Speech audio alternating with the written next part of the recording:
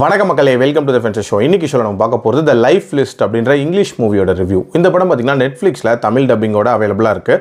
அதாவது ஒரு வருஷத்துக்குள்ள தன்னோட லைஃப் லிஸ்ட்டை கம்ப்ளீட் பண்ணி முடிக்கலனா தன்னோட அம்மாவோட சொத்துக்கள் வராது அப்படின்ற மாதிரியான ஒரு சினாரியோவை மையமாக வச்சு தான் இந்த கதையை அமைச்சிருப்பாங்க.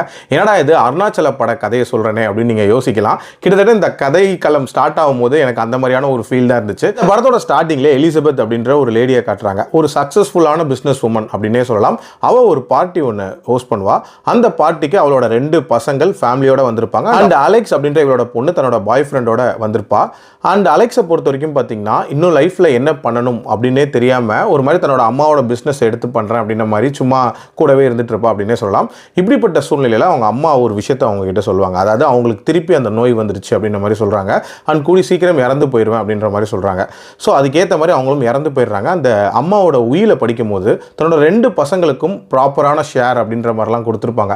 பட் தன்னோட பொண்ணுக்கு எதுவுமே கொடுத்துருக்க மாட்டாங்க. அதுக்கு பதிலாக ஒரே ஒரு டிவிடி மாதிரி ஒன்று கொடுக்குறாங்க.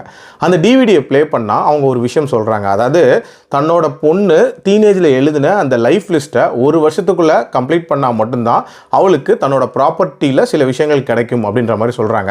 ஸோ அது என்ன லைஃப் லிஸ்ட்டு, அதை எப்படி கம்ப்ளீட் பண்ணுறாங்க, டுவர்ட்ஸ் எண்ட் கிடைச்சதா இல்லையா அப்படின்ற மாதிரி நிறைய விஷயங்களை சொல்லக்கூடிய ஒரு படம் தான் இந்த படம். எனக்கு இந்த படத்தில் பிடிச்ச விஷயம் அப்படின்றது அந்த லைஃப் லிஸ்ட்டில் இருக்கக்கூடிய டாஸ்க்ஸ் அப்படின்னே சொல்லலாம். சின்ன சின்னதாக இன்ட்ரெஸ்டிங்கான டாஸ்க்காக நிறைய விஷயங்கள் வச்சுருப்பாங்க. உதாரணத்துக்கு அந்த ஸ்டாண்டப் காமெடி பண்ணுறது அப்படின்ற மாதிரியான ஒரு விஷயமா இருக்கட்டும், அதே மாதிரி ஸ்கூலில் டீச் பண்ணுறது அப்படின்ற மாதிரியான ஒரு விஷயமா இருக்கட்டும், இது எல்லாமே ஓரளவுக்கு நீட்டாகவே இருந்துச்சு.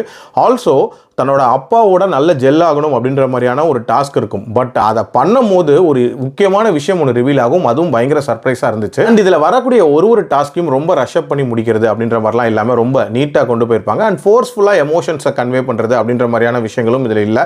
ரொம்பவே நேச்சுரலாக இருந்துச்சு. டியூரேஷன் வைஸ் பார்த்தீங்க அப்படின்னா அரௌண்ட் 2 hours மூவி தான். பட் இந்த படத்தோட ஒரு பெரிய பிரச்சனையாக நான் பார்க்குறது, இந்த லிஸ்ட்டில் ஒரு டாஸ்க் ஒன்று இருக்கும். அதாவது ஃபைண்டிங் ட்ரூ லவ் அப்படின்ற மாதிரி.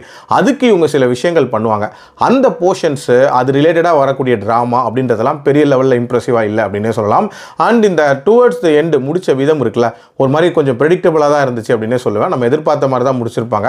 ஸோ அதெல்லாமே இன்னும் கொஞ்சம் பெட்டராக பண்ணியிருக்கலாம். பட் ஓவரால் பார்க்கும்போது கண்டிப்பாக ஒன்ஸ் ட்ரை பண்ணி பார்க்குற மாதிரியான ஒரு மூவி. இந்த மூவியை நான் எல்லாருக்கும் சஜஸ்ட் பண்ண மாட்டேன். ஒரு மாதிரி லைட் ஹார்ட்டட் மூவிஸ் உங்களுக்கு பிடிக்கும் அப்படின்னா கண்டிப்பாக ட்ரை பண்ணி பாருங்க. என்னோட ரேட்டிங் இந்த படத்துக்கு 3 out of 5. அடல்ட் கண்டென்ட்டை பொறுத்த வரைக்கும் இதில் ஒரு சில லிப்லாக் சீன்ஸும் சில மைல்டான காட்சிகளும் இருக்குது. அதுக்கேற்ற மாதிரி பிளான் பண்ணிக்கோங்க. மீண்டும் அடுத்த விமர்சனத்தில் சந்திக்கிறேன். நன்றி.